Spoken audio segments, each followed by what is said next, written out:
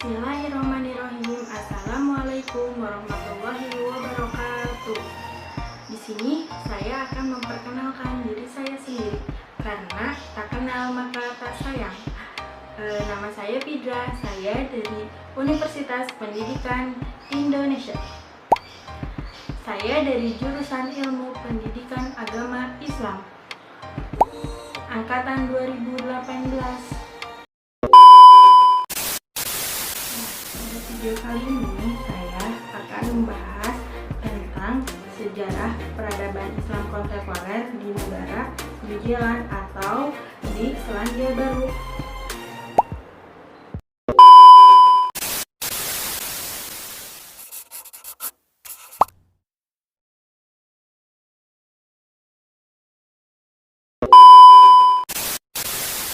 Nah, di sini saya akan menjelaskan tentang demografi negara New Zealand. Nah, imigran Muslim pertama yang ke Selandia Baru atau New Zealand itu kebanyakan adalah orang Cina, dan pada waktu itu juga orang Islam yang ke Selandia Baru itu semuanya laki-laki, dan 15 diantaranya yaitu sebagai pekerja ladang emas di Pulau Selatan.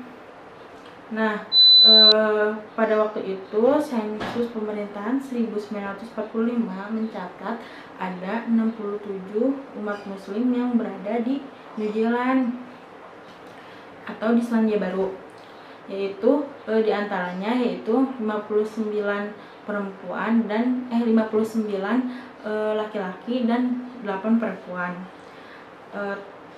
Nah, pada tahun-tahun kemudiannya angka umat muslim tersebut tuh melonjak 3 kali lipat. Jadi banyak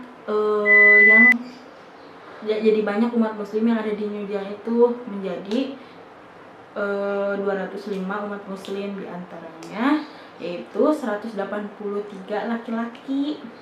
Nah, sensus 2001, sensus pemerintahan pada tahun 2001 itu mencatat lebih dari 23.000 umat muslim yang berada di sana. Kebanyakan umat muslim yang di Selandia Baru itu bertempat tinggal di suatu wilayah yang ada di Selandia Baru, yaitu Auckland.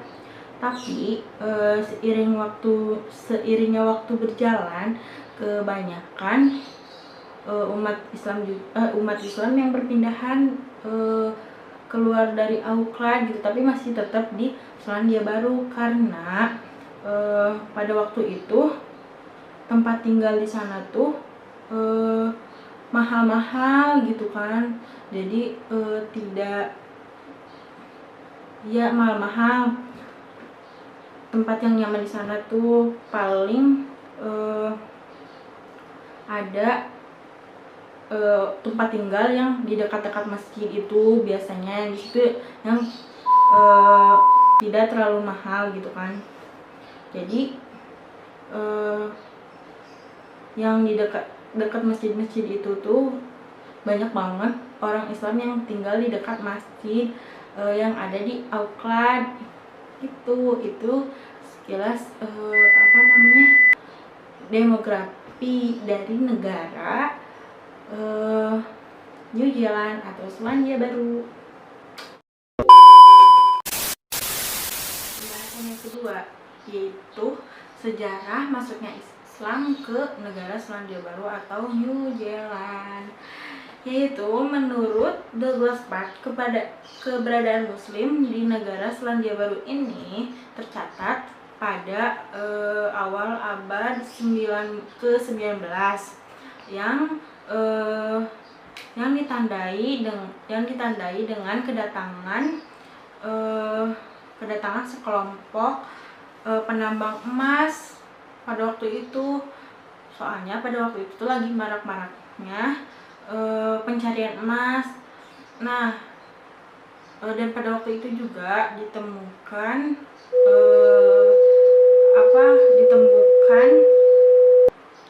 penambangan emas di wilayah Otago di Selandia Baru, dan penambangan emas itu ditemukan oleh orang Amerika yang bernama Horatio Hartley dan Christopher Rayleigh. Nah, dampak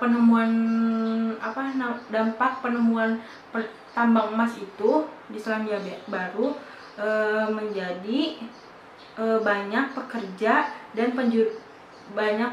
dari penjuru dunia yang datang ke Selandia Baru untuk mengadu nasib, dan inilah awal kemunculan Islam di Selandia Baru. Sensus masa itu menyebutkan bahwa 15 dari 17 penambang emas Tionghoa itu mendaftarkan diri sebagai umat Islam gitu, sebagai pengikut Nabi Muhammad. Pada waktu itu ada 15 sampai 17 orang lah yang orang Tionghoa yang masuk Islam gitu, jadi pengikut Nabi Muhammad. Nah, yang ketiga yaitu jejak peradaban Islam di negara New Zealand. Nah, pada mulanya banyak umat muslim yang mencari ilmu di negara New Zealand ini, sehingga menghasilkan para ilmuwan yang cerdas, baik ilmu nakli maupun ilmu akli. Jadi pada intinya banyak jejak peradaban tersebut banyak melahirkan para ilmuwan. Nah, yang keempat yaitu tokoh dan organisasi yang ada di negara New Zealand atau Selandia Baru ini. Yang pertama itu adalah salah satu tokoh yang ada di Selandia Baru itu yaitu Maulana Ahmad Said Musa Patel. Beliau adalah seorang ulama Gujarat yang diundang ke Selandia Baru untuk menjadi imam pertama di masjid, yaitu yang diundang oleh organisasi NJMA. Nah, pada tahun 1962 berdirilah Wellington International Muslim Association of New Zealand yang disebut biasanya yaitu IMAN. Nah, dengan mulai banyaknya organisasi-organisasi yang berdiri di negara New Zealand ini, Muslim di sana mendirikan suatu organisasi yang disebut yaitu Federation of Islamic Association New Zealand berdiri pada tahun 1979. Nah, pada organisasi ini membutuhkan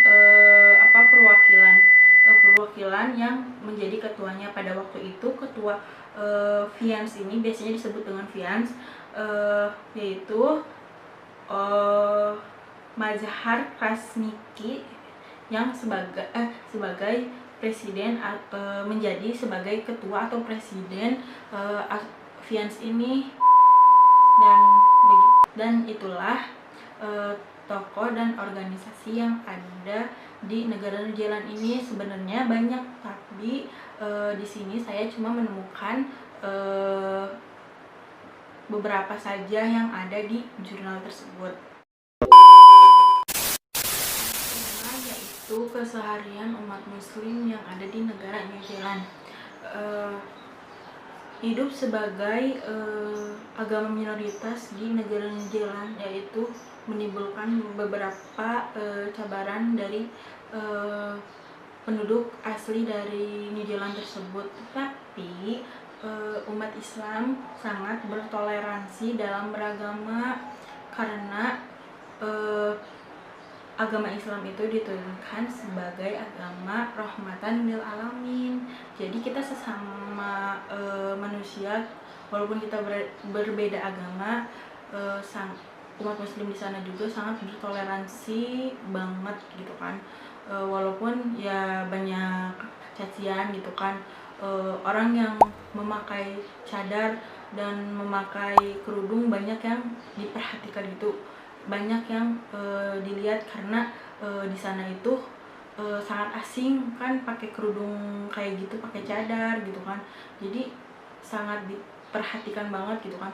Tapi orang Islam ya sangat bertoleransi kepada penduduk yang ada di sana. Nah, begitu keseharian umat Islam yang ada di negara New Zealand. Yaitu problematika kehidupan umat Islam di negara New Zealand. Pada tanggal 15 bulan Maret 2019 lalu, masyarakat minoritas ini masyarakat minoritas di Selandia Baru ini dikejutkan dengan berbagai kasus, yaitu salah satunya kasus penembakan brutal di salah satu wilayah yang ada di Selandia Baru.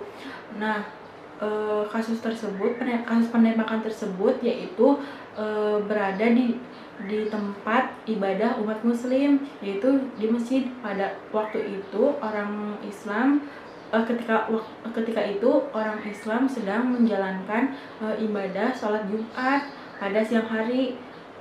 Dilakukan, ada seorang laki-laki yang bernama Branton Taran. Orangnya ini itu melakukan penembakan karena Branton Taran ini adalah pendukung dari gerakan supremasi kulit putih dan tidak menyukai kaum imigran, khususnya di kalangan Muslim. Maka terjadilah aksi kekerasan di dua masjid di kota Christchurch yang ada di Wellington. Nah, kejadian tersebut mengekspresikan Islamofobia. Nah, Islamofobia ini adalah ketakutan terhadap segala sesuatu tentang Islam, dan oleh karena itu semua Muslim menjadi sasaran yang cenderung dimusuhi oleh para penduduk yang ada di sana. Nah, sekian itu problematika yang dihadapi oleh umat Muslim kontemporer yang ada di negara New Zealand atau Selandia Baru ini.